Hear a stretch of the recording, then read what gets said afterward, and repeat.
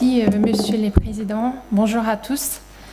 Je voulais également adresser mes compliments et mes remerciements aux organisatrices de ces beaux colloques.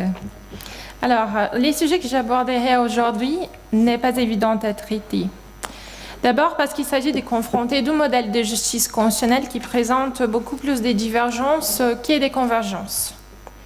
Ensuite, parce que quand on parle de transparence en droit public, on parle d'une transparence concernant les plus souvent des institutions politiques ou des acteurs politiques, comme on a pu constater dans les communications précédentes, et plus rarement d'une transparence applicable au pouvoir judiciaire et à ses membres. En effet, l'exigence de la transparence se justifie plus clairement dans le champ politique, car la transparence des institutions et des acteurs politiques est une exigence directe de leur légitimité démocratique. Mais quand on parle de transparence de la justice constitutionnelle, on n'est pas dans la même logique. Cela n'empêche pourtant qu'on assiste actuellement à une expansion de l'exigence de la transparence dans les pouvoirs judiciaires et plus spécifiquement dans la justice constitutionnelle française et brésilienne. Comment alors justifier ces phénomènes? Allons au Brésil. Les références à la transparence par le tribunal fédéral suprême ne sont pas rares. Sur son site, il annonce que son action transparente est l'une de ses valeurs institutionnelles. Et la plus récente référence à la transparence par les tribunaux n'est pas lointaine lorsque, le 20 septembre de cette année, son nouveau président, le juge Dias Toffoli, a annoncé dans son discours d'investiture que l'un de ses objectifs était, je les cite, de renforcer la transparence, la publicité et la qualité de l'information de la justice constitutionnelle, car les juges et les tribunaux doivent rendre compte à la société. Cette déclaration dénonce d'abord un usage stratégique ou même symbolique du mot transparence par les juges constitutionnels brésiliens, d'autant que le juge Toffoli n'est pas le seul membre du tribunal à faire référence à la transparence dans ses discours. En deuxième lieu, il présente la transparence comme une exigence constitutionnelle fondée sur les principes de la publicité de l'article 37 et sur les droits de l'accès à l'information de l'article 5 prévu par la Constitution brésilienne.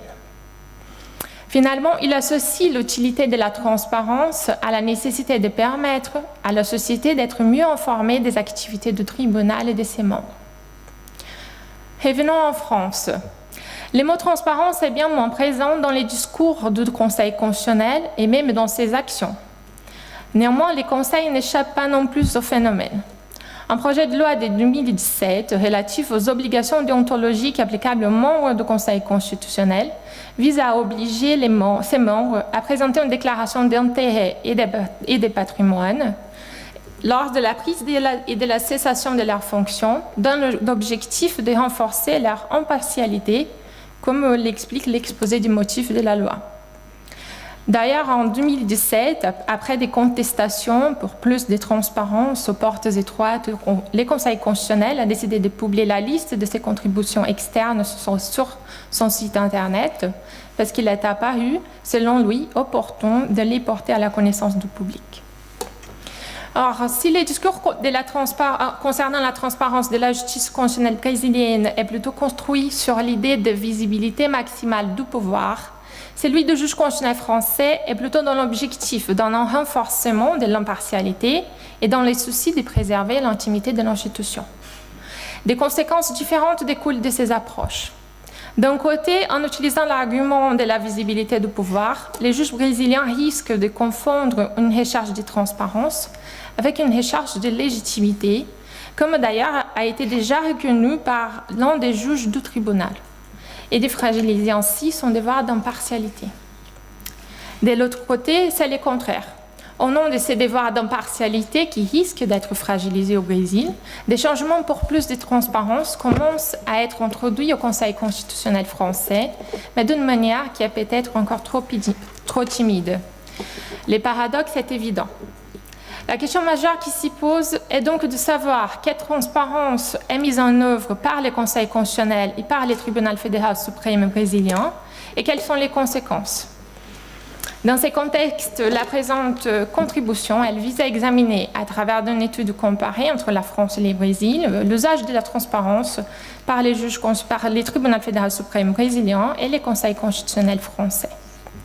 Il conviendra ainsi d'analyser dans un premier moment la transparence applicable à l'institution et ses membres, et dans un deuxième moment, la transparence applicable à la procédure constitutionnelle. Les premiers aspects de la transparence de la justice constitutionnelle concernent sa gestion. On parle ici de l'organisation administrative et budgétaire, ainsi que des données relatives aux intérêts et au patrimoine des juges constitutionnels.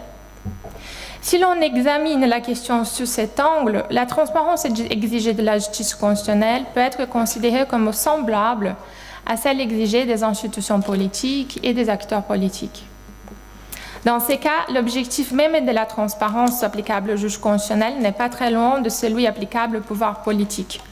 Prévenir des conflits d'intérêts et renforcer les garanties de probité et intégrité.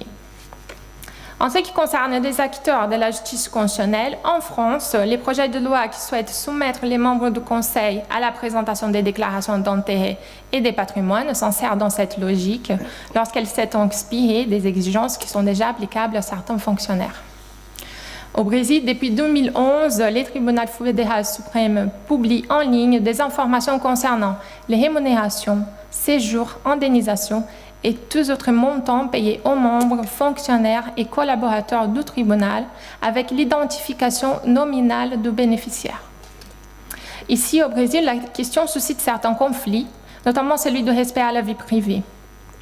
Saisi sur cette question, les tribunaux brésiliens ont décidé en 2015 pour la constitutionnalité de la mesure, car en tant que fonctionnaire d'un État qui consacre le respect aux principes de la transparence, ils ne pouvaient pas échapper à cette exigence.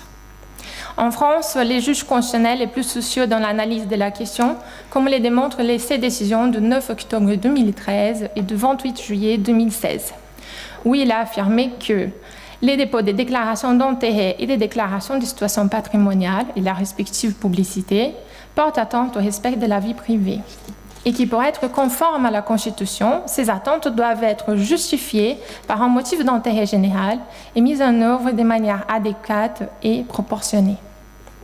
En ce qui concerne la gestion budgétaire, on sait qu'au Conseil constitutionnel, les présidents fixent les budgets et qu'on peut trouver la dotation correspondante dans le projet de la loi de finances. Mais les informations officielles s'arrêtent là. Au Brésil, depuis 2009, le Conseil national de justice oblige tous les tribunaux à publier sur leur site Internet les informations concernant la gestion budgétaire et financière. On a ainsi très facilement accès à toutes les dépenses du tribunal, à tous les contrats et à un rapport annuel très bien organisé contenant en détail toutes ces informations.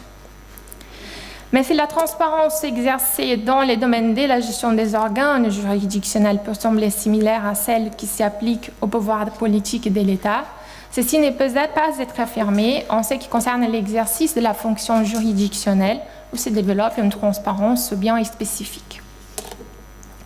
Le deuxième aspect de la transparence de la justice constitutionnelle est donc procédural. Il se réfère au processus des décisions des tribunaux. Quand on discute la notion de transparence de la procédure constitutionnelle, trois autres notions s'y rapportent nécessairement. Celle de la publicité, c'est-à-dire la visibilité, celle de la motivation, c'est-à-dire la qualité de la visibilité, et celle de l'impartialité, c'est-à-dire la raison d'être de la visibilité. Dans ces cas, on pourrait imaginer que moins de différences existent entre les deux pays, car ces trois exigences sont présentes dans les contentieux constitutionnels des deux systèmes juridiques. En théorie, l'affirmation est correcte, pourtant la pratique de ces deux organes est considérablement différente. Le Conseil constitutionnel fait des efforts pour ouvrir les portes de l'institution au public, tout en gardant les soucis de préserver l'intimité de l'institution et de ses membres. On constate une évolution dans la qualité et dans la quantité d'informations qui sont publiées sur son site. Un changement dans la qualité de la motivation de ces décisions a également été fait récemment. La vidéo des audiences qui est publiée en ligne et plus récemment, la liste des contributions externes est publiée sur son site Internet. Les tribunaux fédéraux suprêmes brésiliens les fait également, mais plus intensement.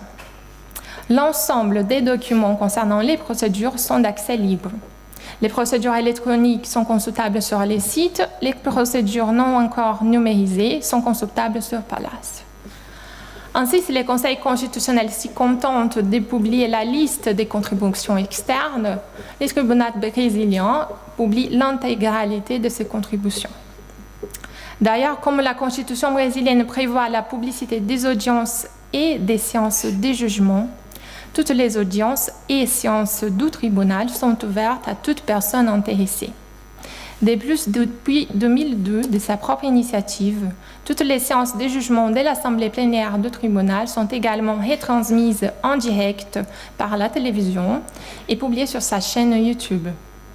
Encore ici, si le Conseil constitutionnel publie la vidéo des audiences QPC, le tribunal brésilien publie la vidéo de l'intégralité de la séance de jugement. Par conséquent, la transparence du processus de délibération est aussi renforcée. Néanmoins, ces derniers éléments suscitent des débats, étant donné qu'une telle transparence du tribunal brésilien n'est pas sans conséquence pour la sérénité de la justice ou même pour la préservation de l'institution.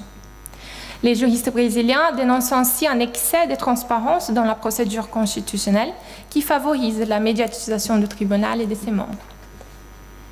Pour conclure, il y a évidemment une énorme différence entre les degrés de transparence de la justice constitutionnelle brésilienne et française. Cette différence s'explique par les soucis en France de développer une transparence favorable à la garantie de l'impartialité de la justice et de préserver l'intimité de l'institution et de ses membres, et de la totale absence de cette préoccupation dans la justice constitutionnelle brésilienne qui se concentre plutôt dans une recherche de légitimation populaire. Certes, les conseils constitutionnels pourraient bien apprendre avec les modèles brésiliens dans le cadre de la transparence dite institutionnelle, ce qui pourrait contribuer à assurer l'intégrité de l'institution et de ses membres, ainsi que leur impartialité. Mais le tribunal fédéral suprême brésilien pourrait également apprendre avec les conseils constitutionnels à préserver davantage son intimité pour éviter ainsi une excessive médiatisation. Je vous remercie.